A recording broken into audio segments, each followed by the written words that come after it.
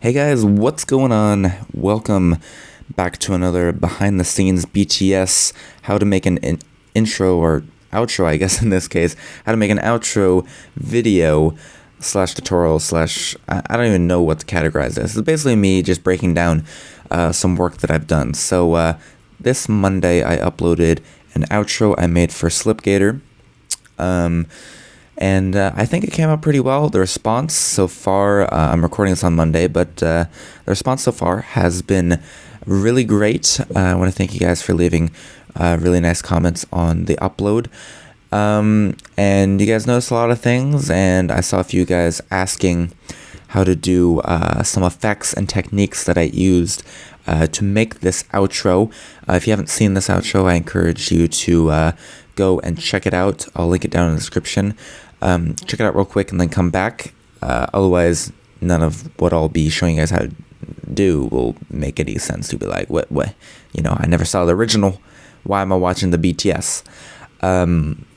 So yeah, I mean, this is the source project. It's a little bit slow because there's a lot going on, so I'm not going to be working with this project directly. I'm going to be taking certain effects that I've been using in this source project and breaking them down in a separate project where it's a lot more easy to work with, because see how long I'm on quarter resolution. It's taken this long to render a frame. It's like, wow. It's pretty insane. So anyways, I'm going to sit down for about 45 minutes or so and nail out as much as I can on this design. And of course, if you guys want to see me go more in depth on anything that I do talk about in this BTS, of course, leave a comment down below and I'll make a dedicated tutorial on something if you guys felt I didn't go in depth enough on it. So with that said, I'm going to go over a few things. These are just trim paths with a stroke or a shape layer line with a stroke, a solid white stroke, and then I trim paths. I do trim paths and just animate that going out. Nothing complicated. I trust you guys know how to do that after watching my my tutorial I uploaded on Sunday about the tapered lines in After Effects. So those are pretty simple. Now these particles in the background, that's something I want to get into a little bit this episode. It's a little bit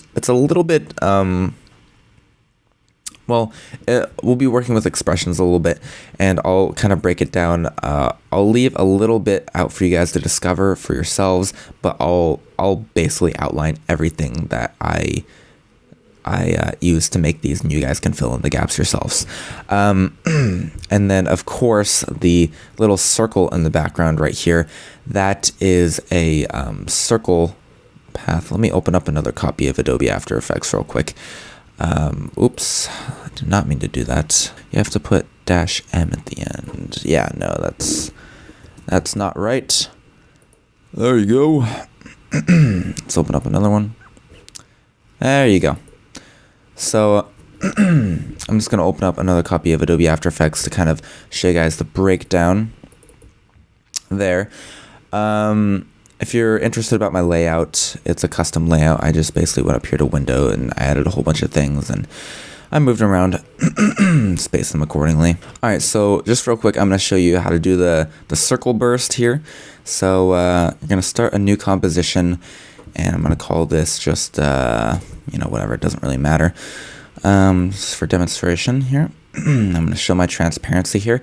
And I'm going to go up to the ellipse tool right here. I'm going to click and hold on this to bring up the ellipse tool. I'm going to go ahead and double click on it to make an ellipse right away. I'm going to twirl down ellipse, go to ellipse path. I'm going to zero this out and then bring it up to make sure it's a circle instead of like an ellipse. And basically I'm going to animate this from going from 0 up to at like 45 seconds, maybe up to like here or something. Yeah, something like that. Okay, that's pretty great. That's pretty dandy. I'm going to ease this using a motion 2. Of course, like always, you can right click and go to keyframe velocity and input these percentages yourself. So I'm going to go in percentage velocity of about maybe 15 an outgoing of 15 and an incoming of yeah, just 100, whatever. We live in a free country, might as well go all the way up to 100, right? Okay. So I'm gonna go ahead and preview that, and there you go. That's what that looks like. Pretty cool stuff. Now, how do we get it to be kind of like a burst where it's not solid? All you have to do is basically duplicate this ellipse, or actually no, don't duplicate the ellipse. Duplicate the ellipse path here. So you have 2 ellipse paths, and then right after that second ellipse path, go ahead and do a merge paths and have it go to exclude intersections. And then on the second ellipse path, you're going to want to basically just offset it a little bit. So you'll see, there it goes, like that. And if you want it to be a little bit larger, you can offset it more. And there you go. That's how it's done. Yeah, pretty simple stuff. You use the merge paths to basically take the basically you're just saying, hey, wherever this guy is, fill him, but subtract everything that's not in the second delayed path. So you can kind of play around with that and see how it works for yourself, but that's the gist of it. So that's how you make those guys. Pretty simple. And to kind of do like how I did, let's see, I'm gonna go a little bit further to kind of show it. See how there's this a lighter blue on the inside rim of it? Basically all I did there was add a echo, right? And then I put the echo to like negative 0.06, right? And you can see it's echoing back a little bit. And then what else did I do? Hold on, let me disable that real quick. Yeah, so I did that, and then I also added a fill to it, right?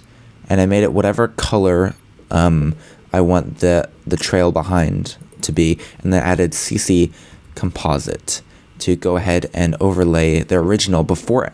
CC composite basically just overlays the original layer before any of these effects are considered. So it's basically like, I basically just did the same thing as if you duplicated and applied these effects and put them in the background, except for now I don't have to work with 2 layers because CC composite is freaking amazing. And of course you can change the delays to like negative 0.05 or negative 0.0 or just 0.1, and there you go, you get a little bit of a bigger trail behind there. And then of course you can change the color to whatever you want, so maybe a lighter blue, and there you go. That's basically how that's taken care of. Pretty cool, neat stuff. Heyo, I like it. Actually, you should like save this. It's pretty neat. But yeah, a lot of people don't know about CC Composite. I use it every day. I use it on the daily. It's a daily driver. It's amazing. I love it. You guys should love it too. All right, cool. Delete that because we're all done working with you. Let's get on to some new stuff. Why is it not deleting? All right, let's get to the beauties. These shapes exploding. How the heck did you do that, Rio? Well, I'm not going to make the Slipgator logo, but I'm just going to make a whole bunch of circles explode because, you know, why not? So I'm going to make a new ellipse here.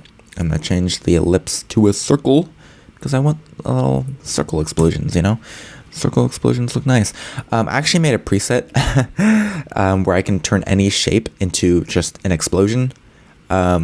So over here in explosions, or hold on, is it, what did I put under? So under particle systems, I basically made this radial particle emitter that just explodes stuff. Right now it's only 1 particle, but I can, of course, make more particles by doing this wonderful stuff and duplicating all over the place and duplicating some more. And you'll see that using the principles I'm going to go over right now, I made like this dynamic particle system where you can turn any shape layer into just explosion-y goodness. So I did use this template for the intro, but I'm going to show you a very rudimentary idea of how I created this. in a new project right here. So yeah, and then I like added all these controllers where you can change like the start and end colors and stuff. If you guys are interested in like, if you want me to like put this up for like some monies, then I can. But once you understand how it's made, you can make this by yourself pretty simply.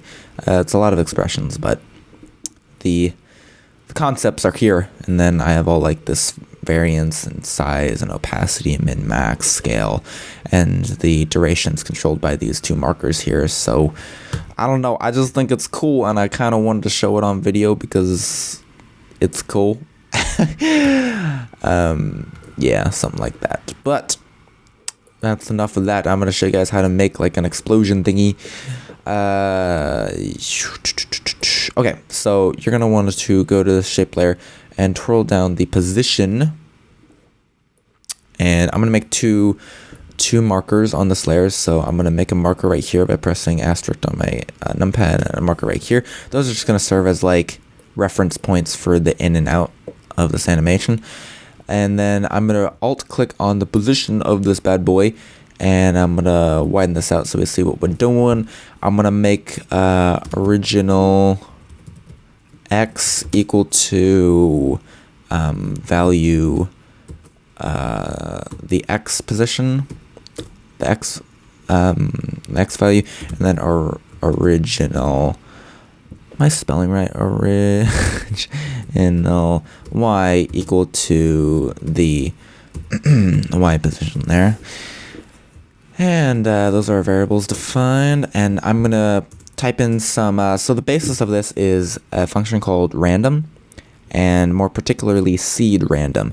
So the reason why I'm doing seed random here is to basically say, if I do a regular random function, it'll change to a new random position every frame, but we want the circle to explode out to a random position, a set random position, not a new random position every frame. It would be jumping all over the place. So I'm going to do seed random, the index, because I could just put in 1, but when we start duplicating the second, they'll all have a seed of 1, and they'll all explode out to the same random place. We want them all to explode out to different random places, so we're having the seed be just the index of the layer, which will be different for each one, and I'm going to set it equal to true here by doing comma true, closing my parentheses, and a semicolon. Basically say, yes, I want to use this random seed, and all we have to do now is basically say final x position is equal to random, and let's just choose an arbitrary range here. Random from, we want to go from random original x, and we want our end random to be, let's say, 500 pixels out. And there's that. I'm going to basically copy this and tweak it a little bit to get our final y. So final y equals random original y. And we're going to take it out to another maximum of random 500. And that's going to give us a random x and y position for our circle to end up at. Now all we have to do is interpolate between them as time goes between these two markers, and to do that I'm going to basically say start time is equal to marker dot key 1, that's selecting our first marker, dot time, and that's going to grab the time of it and assign it to our variable. And I'm basically for this end time, I'm going to say end time is equal to marker dot key 2 dot time, and that's basically going to grab the time of our second marker and put it into a variable. And now we can use those two values in our interpolation. So linear, which basically means as something goes to another something, change an output to another output. I went over it in my tapered line tutorial.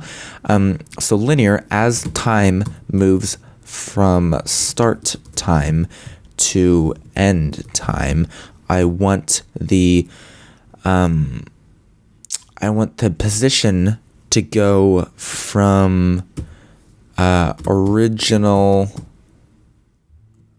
X.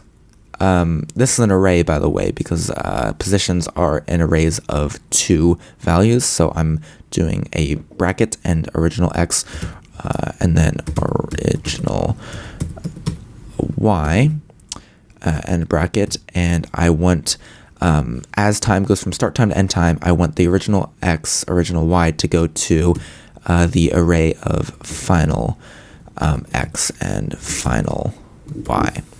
And as you can see here, when I click enter, it's going to give me an error because I probably spelled something wrong. It's expecting a semicolon somewhere. Hold on, let me just take a look here. Need to move my mic.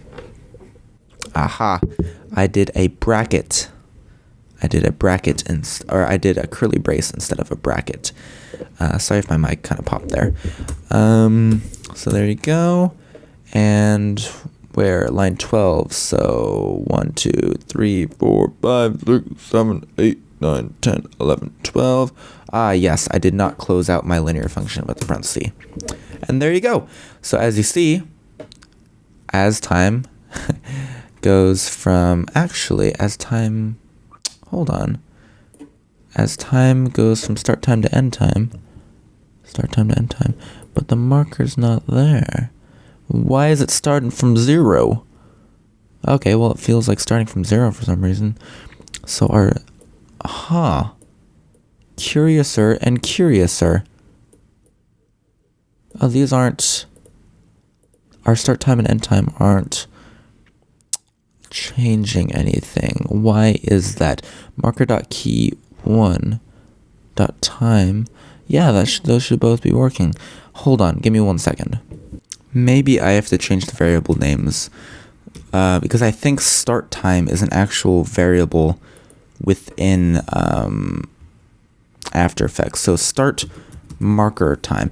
Always make really weird variable names, because you never know when you're gonna get that one time that it's you used a variable name that's a global variable for something else and it messes you up. So that did fix our problem, lo and behold. So it'll stay stationary until it hits that first marker, and then it's going to start interpolating between those two. Well, it's okay, well that worked, Rio. We got it moving out, but it's not really an explosion now, is it? Well, now all we have to do is duplicate it a whole bunch of times. And it was what up?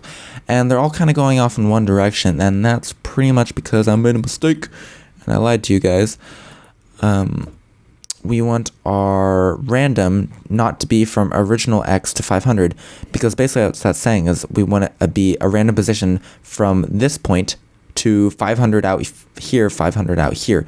We want it to go from random from negative 500 to 500. So negative 500 to 500. That way we get it going out in the other direction as well, instead of just a single monodirectional explosion. As you can see, boom. Pretty neat, huh? And then all I did was add a random and a seed random to the size for each one, and a little bit of rotation using this same method. And that's how I got the explosion to go off.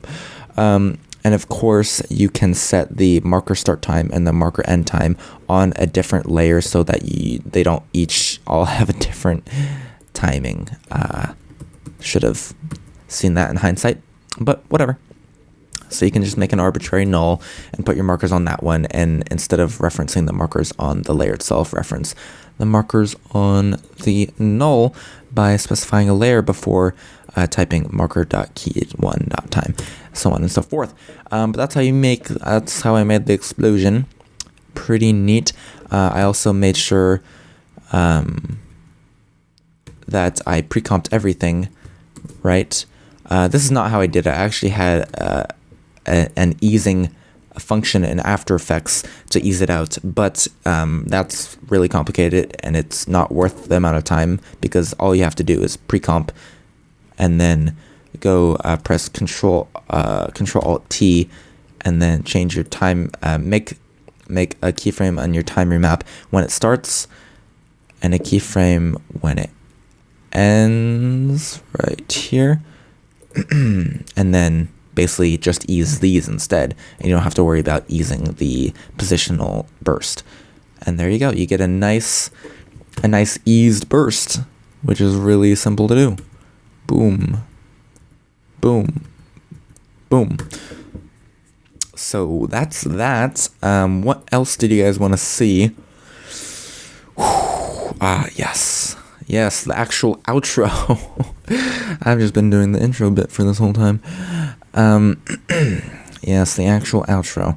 Well, ladies and gents, I want to go over the line, the dashed line offset move into the beat. I want to go over that in a separate tutorial because it's actually very reliant on a plugin I coded that I made called Sync Assistant, and I haven't released that, so I'd feel bad showing it and tutorialing it because there's no way for you guys to use it.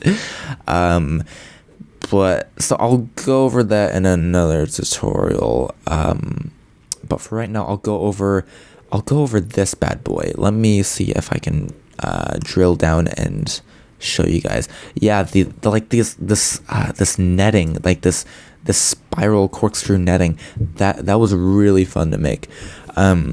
So I'm gonna see if I can remember how I made it.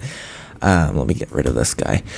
How did I? Okay. This is gonna be a little bit of a learning experiment for both of us here. So I'm going to make a vertical line, and let's turn off our transparency. I'm going to fit this to the window, and I'm going to press Control and then a what is it called? Semicolon, or no? What is it? What am I pressing? Apostrophe. Yeah, there you go. Apostrophe to bring up the action safe title grid thing. And I'm going to zoom out a little bit here, and I'm going to make a vertical line, and I'm going to click one up here. I'm going to hold Shift and click one down here, so it's a straight up and down line, straight vertical line. And I'm basically going to turn off my black and show transparency again. And I'm going to make this I'm going to stroke this out. Actually, I'm going to turn it on or off or whatever. It's black. I'm going to stroke that to about, gosh, I don't know, 6 pixels. Nice and thin. Or maybe even less. Let's go down to like 3. Okay, so it's just a line. And now I'm basically going to go to the contents here. That's our line. And what I'm going to do here is make a repeater right below the shape layer. And that's going to repeat these guys. But wait, there's more. So I'm going to make a whole bunch of copies. I'm going to offset it by... I'm going to make this offset -1/2 of the copies so that it centers it. So I'm going to say this divided by -2. And that's basically going to center it. Cool. That way, whenever I make more copies, it goes out in both directions. And then now I'm going to drill this down. I don't want to offset by position, so I'm going to set this to 0, 0. I want to offset by rotation. Yeah, this is how I did it. I thought I had forgotten. No, I had not forgotten.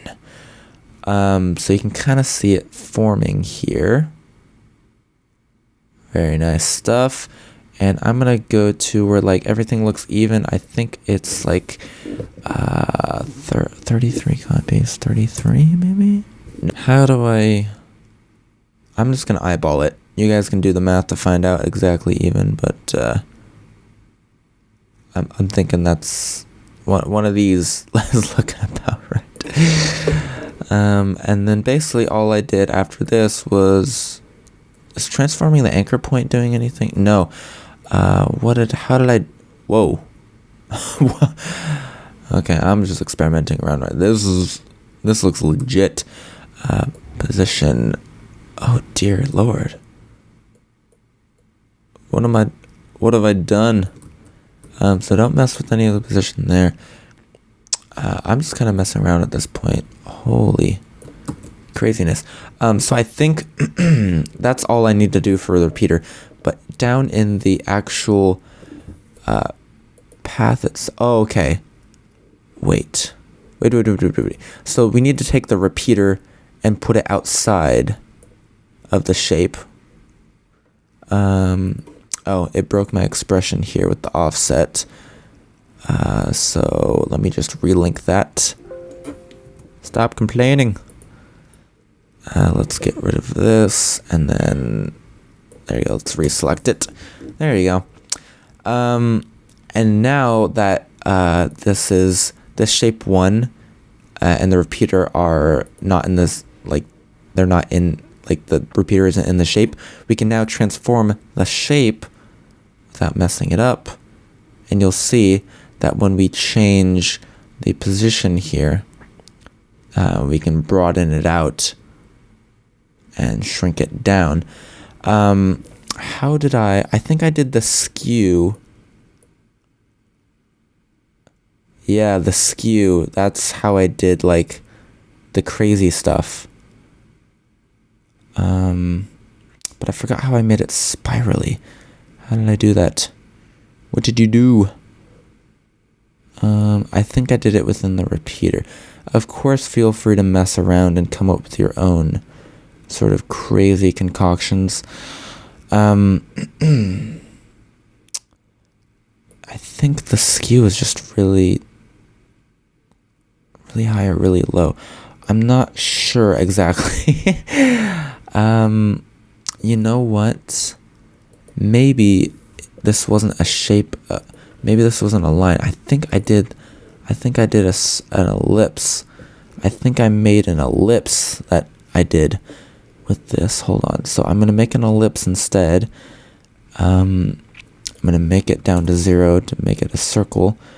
Okay, so it's going to be like this. You're not going to see anything right away because it's all being condensed. So I'm doing this stuff. So I moved the position out.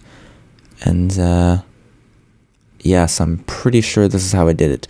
So I changed the skew axis, and then basically I jacked the skew like all the way up. And that's how I got this effect. And then down in the repeater, I believe I changed the scale. Yes, that's exactly how I did it. And I made a whole bunch of copies. Like a lot of them, like 200 of them. Obscene amount of them. And then I kind of played, yeah, there it is. And then I played with the scale to kind of get that lattice twirl, like crazy effect. I'm going to switch my copies to like 500. And of course, there you go. So I'm going to put this to 100.2. No, that's way too close together. 100.5. Yeah. So there you go. And then if you want to change the skew axis, that's really going to just make things weird. Or no, the skew should stay where it is, but the skew axis you can change to make it like more or less vortexy. And yeah, I think that's exactly the look that I made with that. So I'm actually glad I was able to recreate it.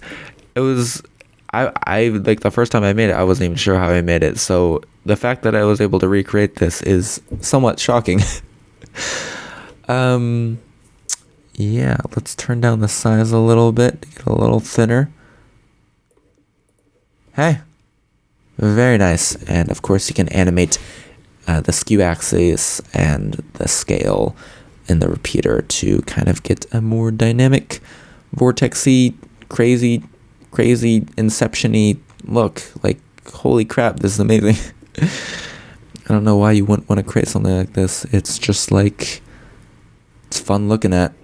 So that's the background there. Still got a few minutes. The lines, like the Star Wars warp speed lines, those are just CC Starburst. It's just an effect. It's pretty easy, and I applied some echo to it to kind of streak them out a little bit.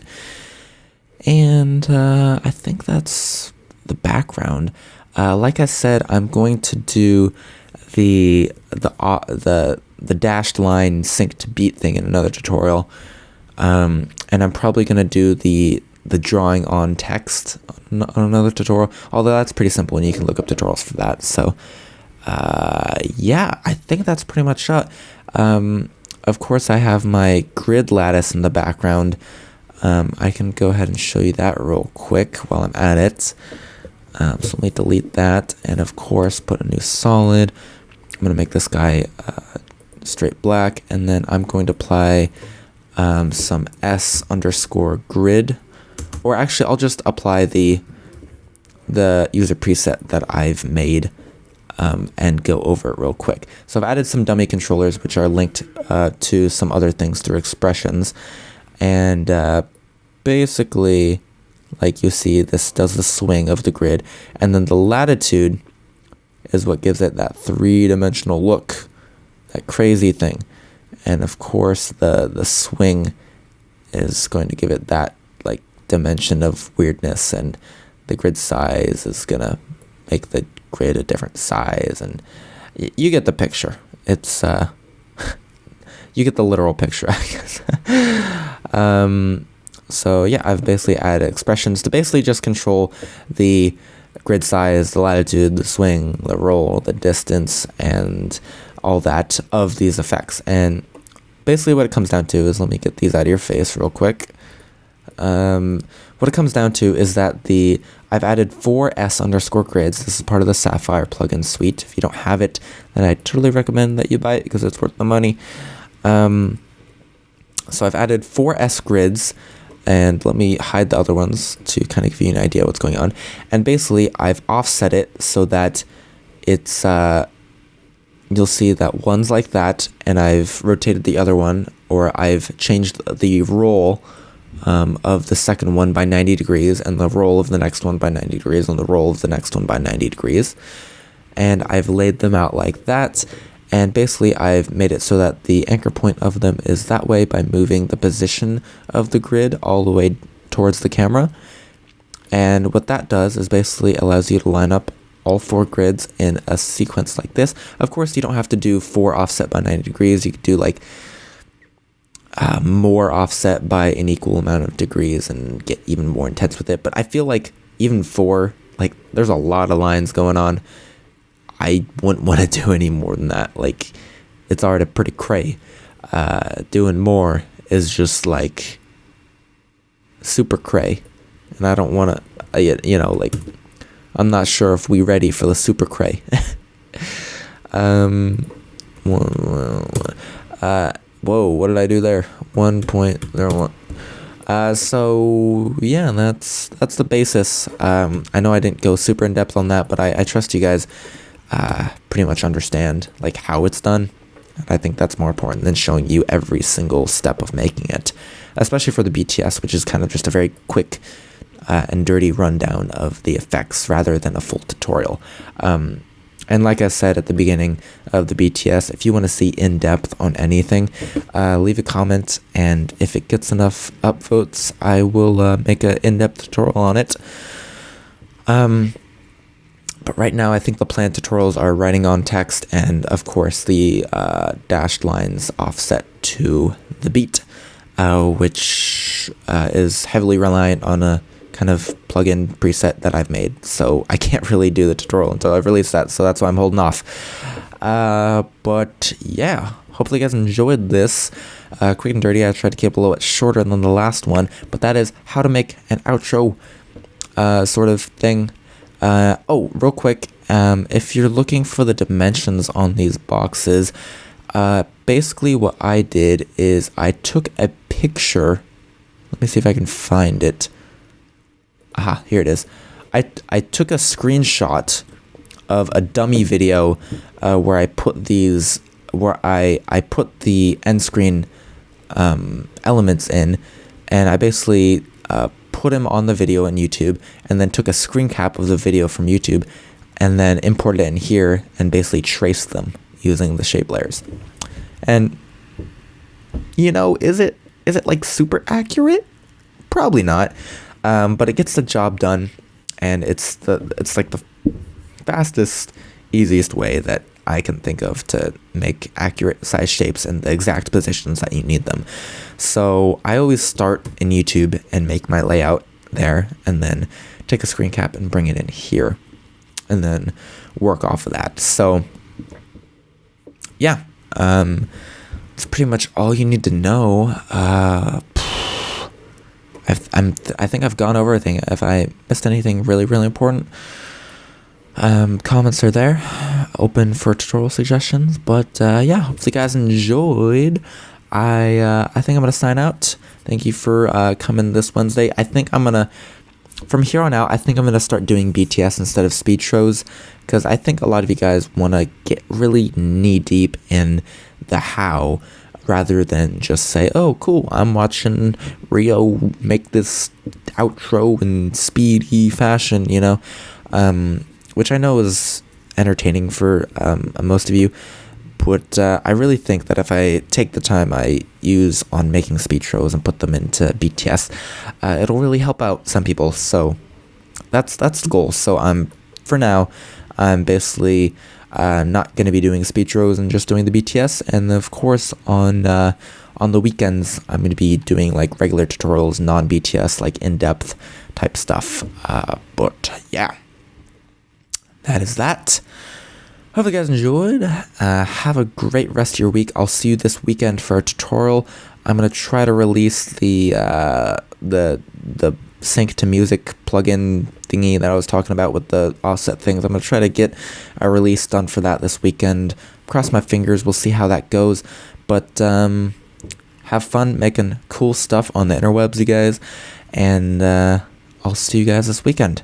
Take care and peace.